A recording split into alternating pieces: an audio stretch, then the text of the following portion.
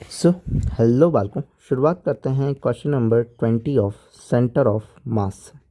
तो question number 20 of centre of mass जो है वो हमें क्या कह रहा है कि if a system is release, अगर मान लो इस सिस्टम को अपन क्या कर लेते हैं, रिलीज करते हैं, then the acceleration of centre of mass of the system.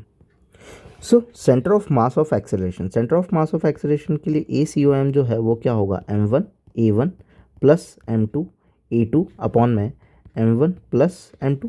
अगर पुली वाला सिस्टम आ जाए, सो पुली वाले सिस्टम को तुम थोड़ा सा याद रखना।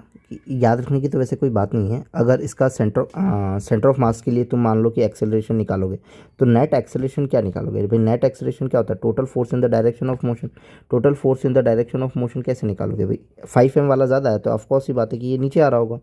तो M1 जो भी M2, मान लो कि ये M2 है, ठीक है, और ये M1 है। एक फॉर्मूला बता रहा हूँ, तो M2 माइनस M1 अपॉन में M1 प्लस M2 का होल स्क्वायर, और ये यहाँ पे आ जाएगा क्या, G। तुम कॉमन ले लो तो G आ जाएगा।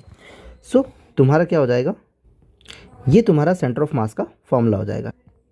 क्योंकि एक्चुअली ये जो फॉर्मूला है वो ACA सेंटर ऑफ मास में, तुम अगर सेंटर ऑफ एक्सेलरेशन निकालना चाहोगे, मतलब कि मान लो कि पूरे सिस्टम का तुम एक्सेलरेशन फाइंड करते हो, तो लिख दोगे 50 माइनस 30 अपॉन में 5438, और ऐसा करके सिस्टम का एक्सेलरेशन निकालोगे, फिर इसके ऊपर एक्सेलरेशन निकालोगे, फिर इसके ऊपर एक्सेलरेशन निकालोगे, तो पूरा फॉर्मूला जो आएगा वो डिराइव करके यही बनता है।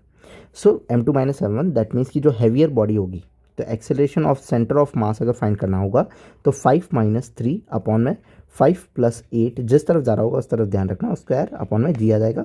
तो 5 minus 8 3 is what, 5 minus 3 is 2 upon में 5 plus 8 is what, 5 plus 8 is 8 9 10 and 3 was 30। Sorry 8 नहीं है एक्चुअली, यहाँ पे कितना है, 3 है। तो ये जो हो जाएगा वो कितना हो जाएगा, वो 3 हो जाएगा। 5 माइनस 3 एंड 5 प्लस 3 हो जाएगा।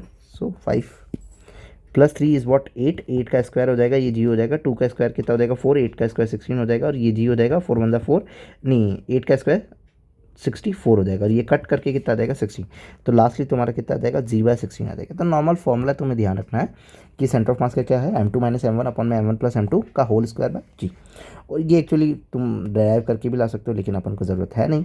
और M2 जो होगा वो हैवियर मास को रख लेना है। तो G/16, तो ऑप्शन नंबर कौन सा हो जाएगा तुम्हारा, सेकंड हो जाएगा। If you like then subscribe. Thank you.